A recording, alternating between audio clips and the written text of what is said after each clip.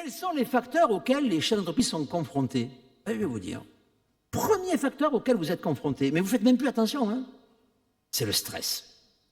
Et ce que je peux vous dire, c'est que les chefs d'entreprise sont sous l'emprise du stress. Mais un pic de stress en soi, ce n'est pas gênant. Ce qui est le plus gênant, c'est la chronicité. C'est d'être en permanence sous l'emprise du stress. Et j'ai même des chefs d'entreprise, et je suis sûr qu'il y en a peut-être parmi vous, qui, des fois, mais même aujourd'hui, viennent me voir et me disent d'un air très entendu, hein, « Ah, mais vous savez, il y a un bon stress et un mauvais stress. » Alors, si vous pouviez m'aider à tordre le cou à cette mauvaise distinction, parce que autant il y a un bon et un mauvais cholestérol, ça, on verra tout à l'heure, mais je suis au regret de vous dire que le bon stress, ça n'existe pas. Et si vous avez le début du commencement d'une seule étude épidémiologique qui montre que plus une population est stressée, meilleure est sa santé, vous me l'amenez, hein. Parce qu'il y a tellement de preuves qui montrent que le stress est pathogène. Et pourquoi, diable, les entrepreneurs s'échinent à dire qu'il y a un bon stress? Et parce qu'en fait, quand on regarde le lien entre stress et santé, le lien est négatif. Désolé, plus il y a du stress, moins bonne est la santé. Par contre, quand on regarde le lien entre stress et performance, ça c'est une autre paire de manches. Parce qu'effectivement, un peu de stress peut augmenter la performance.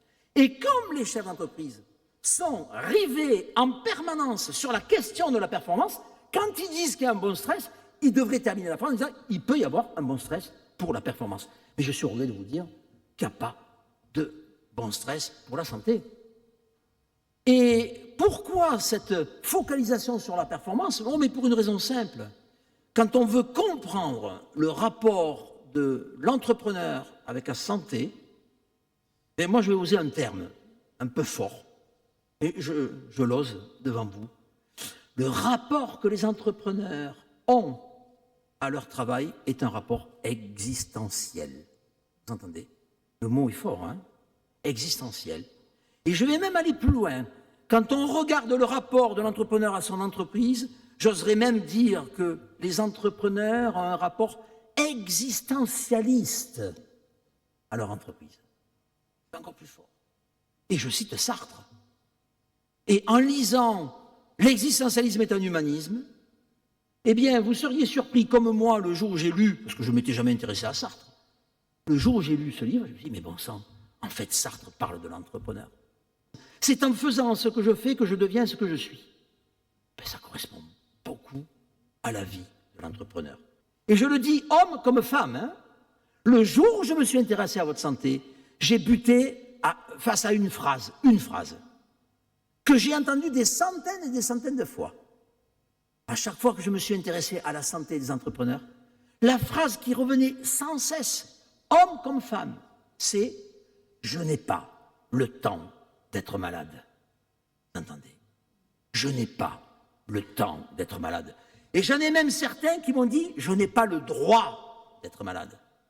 C'est encore plus terrifiant, parce que ne pas avoir le temps, je veux bien, mais en quoi vous n'avez pas le droit? En quoi seriez-vous en dehors des lois de la biologie?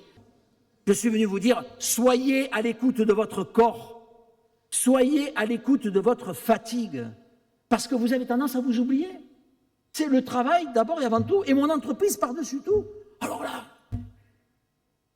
c'est existentiel. On ne parle pas de sa santé. C'était un tabou, c'est devenu un déni.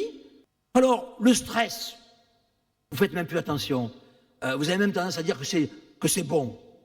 Non, non, il n'y a pas de bon stress. D'ailleurs, si le stress était si bon que ça, moi je vous donne un conseil. Stressez vos clients, puisque c'est bon, allez-y. Stressez vos salariés, puisque c'est bon, allez-y. Non, le stress est pathogène. La bonne théorie, c'est stress subi, stress choisi. Et le jour où on a mesuré ces deux types de stress chez les entrepreneurs, stress subi, stress choisi, avec des échelles adaptées, on s'est rendu compte que les deux types de stress ne sont pas bons pour la santé, n'y revenons pas. Que ce soit un stress subi ou un stress choisi, à force, c'est pathogène. Mais, et la nuance est fondamentale, le stress choisi et lui seul génère aussi de la satisfaction au travail.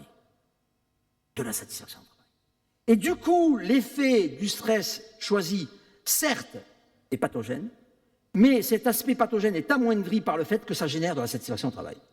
On s'est rendu compte que les entrepreneurs, vous étiez davantage en stress choisi qu'en stress subi. Personne n'oblige quiconque à entreprendre dans notre pays.